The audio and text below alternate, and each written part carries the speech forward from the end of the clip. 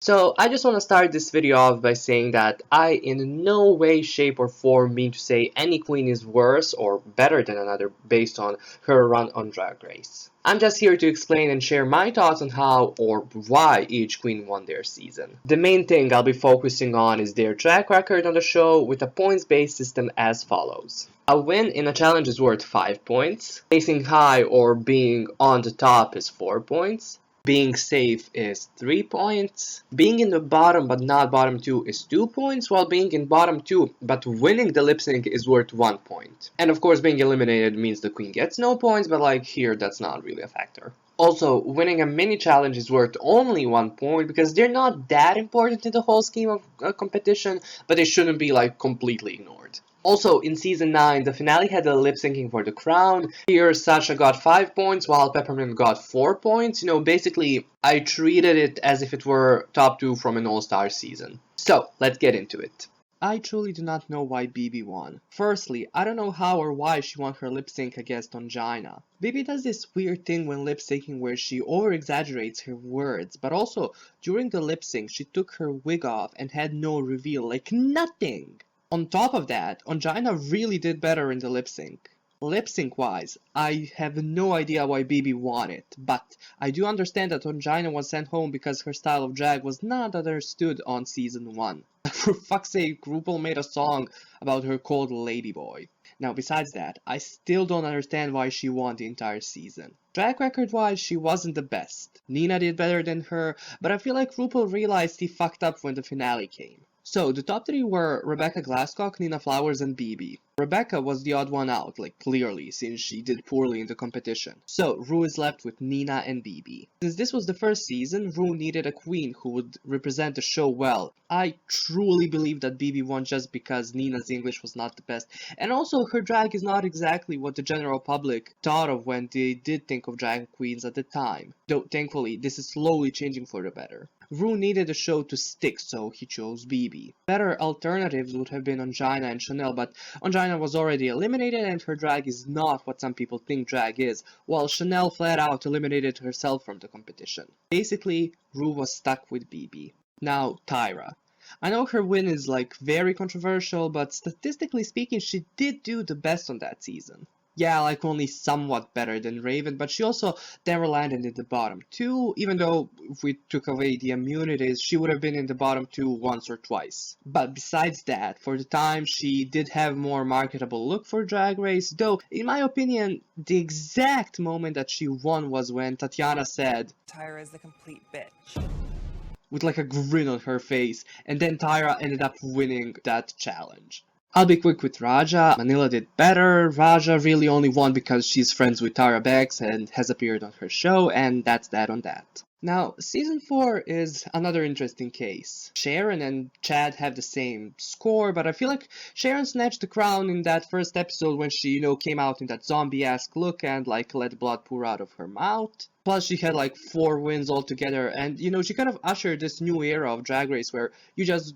can't be fishy and win the crown. You actually have to like have some skills that aren't just like wearing clothes. Also, Sharon winning here is pretty much the reason why Chad won All Stars 1.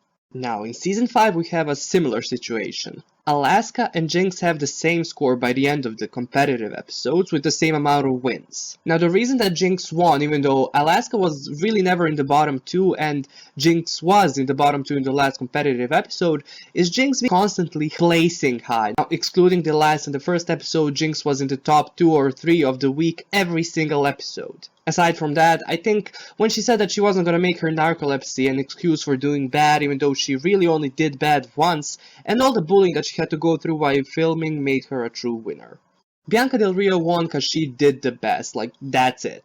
And to date she has the best score of any Drag Race queen on any season, like excluding Bentala Creme and All Stars 3, but All Star seasons have like a different scoring system, so we can't really compare. Season 7 is another season where the final ruling is kind of weird. Firstly, the pick for the top 3, which should have been Kennedy, Ginger, and Violet when we look at the points, because Kennedy did so much better than Pearl in the competition. But then also, the winner is kind of weirdly chosen. I mean, yeah, Ginger was in the bottom two twice and Kennedy too, but also Violet was never in the bottom two. Now, personally, I think Violet won just because she was something that Drag Race has not seen yet.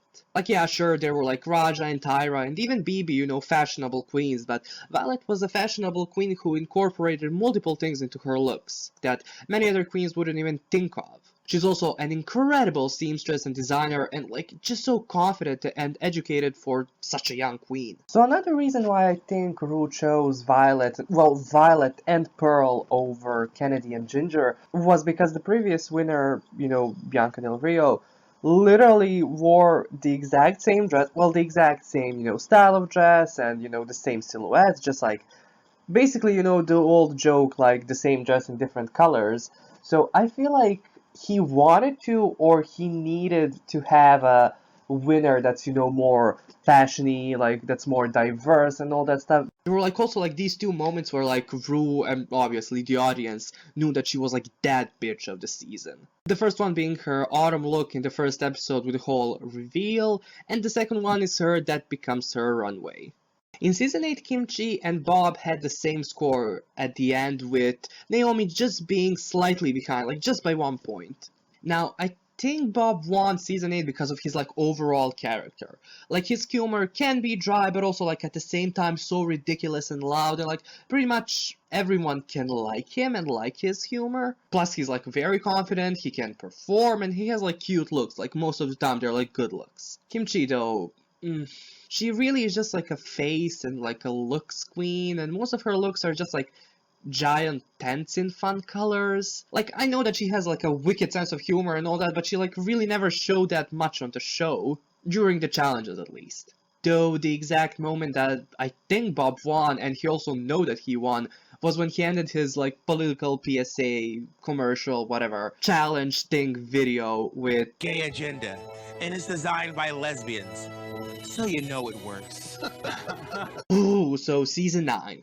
You know that Shay was robbed. You know, she had 4 wins, but like 2 of them were shared. So like Trinity had 3 wins, and she should have won. So how did Sasha win? Well, she won by the means of white supremacy magic and her people, the Russians, meddling into the finale. I mean, no, of course not. So, Sasha Velour, even though she had like only 2 wins and these were shared with Shay, by the end of the penultimate competitive episode, she had the same score as Shay, with Trinity the Transphobia Taylor in the 2nd place and Peppermint in the 3rd. Or 4th, technically. I don't know. So the finale comes and we find out that it was gonna be a lip sync battle for the crown, and a lot of people felt that that was just like a way not to crown Shay, like to find a way not to crown the obvious winner. But the reason that they did that, like it's not that, and the reason that why they actually did it is quite clear, honestly. The lip syncs in this season were like so underwhelming, and Queens really underperformed. Kimora Black didn't give it her all in her lip sync against Aja. Charlie Hides did poorly in her lip sync against Timothy, even though I do understand her explanations on why she underperformed. Pheromone versus Cynthia was unimportant because, you know, Eureka had to leave. Valentina didn't even bother to learn their words and, you know, again didn't even try in her lip sync against Nina. And speaking of Nina, she was also like defeated and she gave up in her final lip sync against Shay, which by the way, Shay also was bad in that lip sync and Nina basically handed her that win. And the moment that Sasha Velour really won was when she took that fucking wig off and like the rose petals started falling from it. Yeah, it was a stunt, but it was also like really well done, and you know, it fit Sasha, her character, it worked with the song, and just like overall it was amazing. And like points wise or ranking wise or whatever, the moment that she won that lip sync, she was the obvious winner. Thank you for watching this, if you've even come this far. I will do the same thing for when the winner of season 10 is revealed, though I will do a more in-depth look into it, and also I will do like a more detailed look into the top 4 and their track record, and then who like deserves to win. Oh, I hate that word. But yeah, thank you for watching, and bye!